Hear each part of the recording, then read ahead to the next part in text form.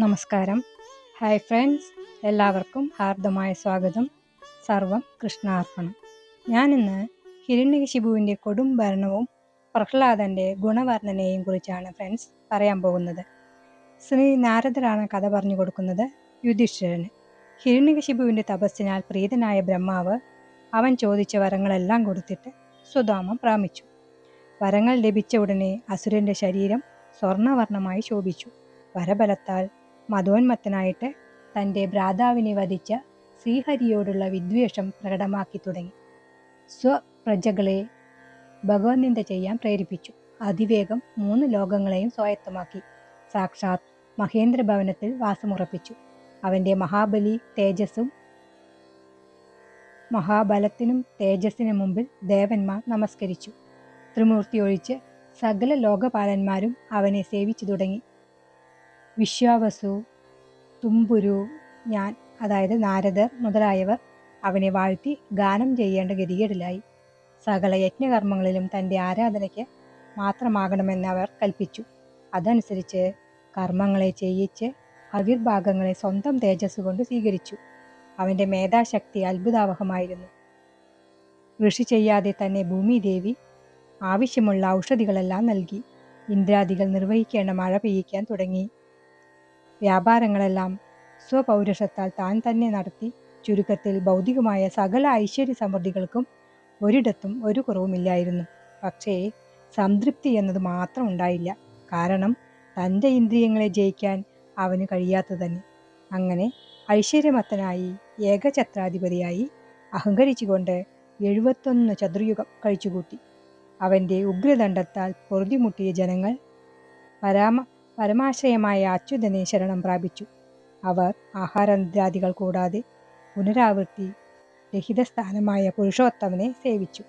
അപ്പോൾ മേഘഗംഭീരമായ ഒരു അശരീരി വാക്കും കേട്ടു. അസുരാധമൻ്റെ ദുഷ്ടതയെല്ലാം ഞാൻ അറിഞ്ഞിരിക്കുന്നു. അതിനെ ശമിച്ചുകൊള്ള. ദേവന്മാരിലും വേദങ്ങളിലും ഗോക്കളിലും ബ്രാഹ്മണരിലും സാധുക്കളിലും ധർമ്മത്തിലും എന്നിലും ദ്വേഷത്തെ ചെയ്യുന്നവരെ നാശമെടുത്തു നിശ്ചയം.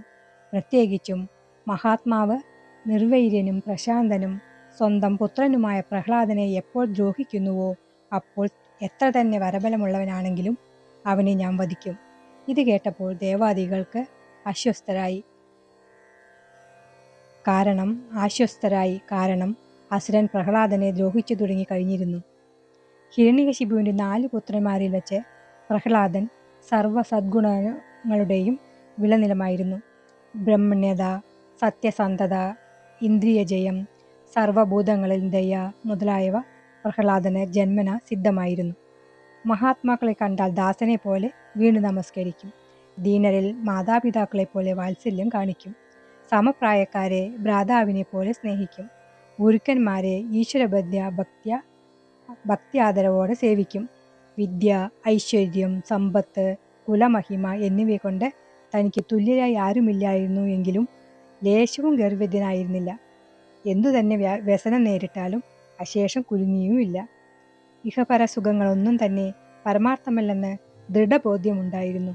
അതിനാൽ അവയെ ഒരു കാലത്തും ആഗ്രഹിച്ചിട്ടുമില്ല. പ്രഹ്ലാദന്റെ ഗുണമഹിമയെ മഹാത്മാക്കൾ ഇന്നും കീർത്തിക്കുന്നു. ഇനിയും ലോകമുള്ളിടത്തോളം കാലം കീർത്തിക്കും. സർവേശ്വരൻ ഗുണകീർത്തനമെന്ന പോലെ പ്രഹ്ലാദന്റെ പ്രസ്താവവും ലോകത്തിൽ നിന്ന് ഒരിക്കലും മാഞ്ഞു പോകുകയില്ല. അവയെ പറഞ്ഞു തീർക്കാൻ ആർക്കും കഴിയും? എവിടെ ഏതോ ചിലതെല്ലാം പറഞ്ഞുവെന്നേയുള്ളൂ. അവനെപ്പോലെ പൂർണ്ണനായ മറ്റൊരാളെ ലോകം ഇന്നേവരെ കണ്ടിട്ടില്ല. പ്രഹ്ലാദന് ശ്രീ വാസുദേവനിൽ പ്രേമഭക്തി സ്വതസിദ്ധമായിരുന്നു. ശിശുപ്രായത്തിൽ തന്നെ കളിക്കോപ്പുകളെല്ലാം കളഞ്ഞിട്ട് ശ്രീകൃഷ്ണനിൽ തന്നെ മനസ്സിനെ ഉറപ്പിച്ച് കല്ല്, മരം എന്നിവ ജഡവസ്തുക്കളെ പോലെ അനങ്ങാതിരിക്കും. നാമെല്ലാം കാണുന്നതുപോലെ നാനാ നാമരൂപങ്ങളായി ഈ ലോകത്തെ പ്രഹ്ലാദൻ കണ്ടതേയില്ല. എല്ലാ കൃഷ്ണമയമായിട്ടേ കണ്ടിരുന്നുള്ളൂ. തൻ്റെ ഇരിപ്പ്, കിടപ്പ്, സഞ്ചാരം, ഭക്ഷണം മുതലായവ ശരീരവ്യാപാരങ്ങളൊന്നും തന്നെ ആ ഭാഗവതോത്തമൻ അറിഞ്ഞിരുന്നില്ല. കാരണം വിഷയങ്ങളെ അറിയുന്ന മനസ്സ് ഭഗവാന്റെ അധീനത്തിലായിപ്പോയി. ഉണ്ണിക്കണ്ണൻ്റെ പരീരംഭരണത്തിൽ നിന്ന് ആ ബാലൻ ഒരു നിമിഷവും വിട്ടിരുന്നില്ല. ശ്രീ വാസുദേവൻ അവൻ്റെ മനസ്സിനെ മാത്രമല്ല സ്ഥൂലദേഹത്തെയും എപ്പോഴും തന്നോട് ചേർത്തണച്ച് വാത്സല്യാശ്രുക്കൾ പൊഴിച്ചിരുന്നു. അത് അവനല്ലാതെ മറ്റാർക്ക് കാണാൻ സാധ്യമല്ലായിരുന്നു. പ്രഹ്ലാദനെ പോലെ എല്ലാം തികഞ്ഞ ഒരു ഭക്തനെ കിട്ടാൻ സർവേശ്വരൻ എത്ര കൊതിച്ചിരിക്കണം. ഭഗവാന്റെ അംഗസംഗത്താൽ പുളകം കൊണ്ട ബാലൻ ബാഹ്യവ്യാപാരങ്ങളൊന്നും അറിഞ്ഞിരുന്നില്ല. ബാലചാബല്യങ്ങൾ പ്രഹ്ലാദനുമുണ്ടായിരുന്നു, ഒരു പ്രത്യേക തരത്തിലെന്നു മാത്രം. കുഞ്ഞുങ്ങളെ കാണാതെ അമ്മമാർ ഒളിഞ്ഞു നിൽക്കുന്നത് പോലെ ഭഗവാൻ മറഞ്ഞു നിൽക്കും. ഉടനെ ഭക്തപരാധീനൻ ഓടിച്ചെന്ന് കുഞ്ഞു പ്രഹ്ലാദനെ കെട്ടിപ്പിടിച്ചുകൊള്ളും. അപ്പോൾ അവൻ എല്ലാം മറന്ന് കുടുകുടേ പൊട്ടിച്ചിരിക്കും. കണ്ണിമ വയ്ക്കാതെ തൻ്റെ പ്രേമസർവസ്വത്തെ നോക്കി സ്തോത്രം ചെയ്യും. ചിലപ്പോൾ ഭഗവാൻ ദൂരെ പോയി നിൽക്കും. അപ്പോൾ അവൻ കൃഷ്ണ എന്നുറക്കെ വിളിച്ചു കൊണ്ടോടി ചെല്ലും. ഭഗവാൻ ഉടനെ അടുത്ത് വന്ന് എനിക്ക് നിന്നോട് എന്ത് ഇഷ്ടമാണെന്നോ എന്ന് മധുരമായി പറഞ്ഞ് തൃക്കൈയിൽ തലോടും. പ്രഹ്ലാദൻ ആ സ്പർശന സുഖത്താൽ ആനന്ദ നൃത്തം ചെയ്യും. ചിലപ്പോൾ താൻ ഭഗവാനാണെന്ന് ഭാവിച്ച് അഭേദഭാവനയോടുകൂടി ഭഗവല്ലികൾ അഭിനയിക്കും. ഭക്തവത്സലൻ ഭക്തനെ അഭിനന്ദിച്ച് വാരിയെടുക്കും. പ്രഹ്ലാദൻ രോമാഞ്ചമണിഞ്ഞ് പ്രേമാശുക്കൾ ഒഴുക്കിക്കൊണ്ട് ആനന്ദ സമുദ്രത്തിൽ മുങ്ങിക്കളിക്കും. ഇങ്ങനെ സദാസമയവും പ്രിയ ഭഗവാന്റെ പാദസേവ ചെയ്തുകൊണ്ട് ആ അദ്ഭുത ബാലൻ ആനന്ദിച്ചും അകിഞ്ചരനായ സാധുക്കളുടെ സംസർഗത്താൽ അപൂർവ മഹാഭാഗ്യം സിദ്ധിച്ച പ്രഹ്ലാദൻ തന്നെ സമീപിച്ച് ശുദ്ധ വിഷയികളോടുകൂടി മനഃശാന്തി ഉണ്ടാക്കി ഇപ്രകാരം ആനന്ദിച്ചും ആഹ്ലാദിച്ചും കഴിഞ്ഞിരുന്ന മഹാഭാഗവതോത്തമനും മഹാത്മാവുമായ പ്രഹ്ലാദനെ പിതാവായ ഹിരണ്യകശിപു ദ്രോഹിച്ചു. യുധിഷ്ഠിരൻ ചോദിച്ചു, ദേവർഷേ, ശുദ്ധ സാന്നികനായ പുത്രനെ സ്വന്തം പിതാവ് ദ്രോഹിച്ചുവെന്നോ? ആശ്ചര്യം തന്നെ. ദുശ്ശീലരായ പുത്രരായാൽ പോലും പുത്രവത്സലരായ പിതാക്കന്മാർ അല്പശിക്ഷകൾ കൊടുത്ത് നന്നാക്കാനല്ലേ ശ്രമിക്കുകയുള്ളൂ.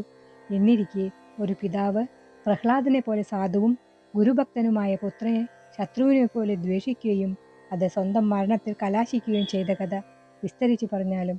ഇതുപോലെയുള്ള ഭാഗവത കഥകൾ കേൾക്കാൻ Sreekala Dhanesh YouTube channel follow ചെയ്യൂ. നന്ദി, നമസ്കാരം.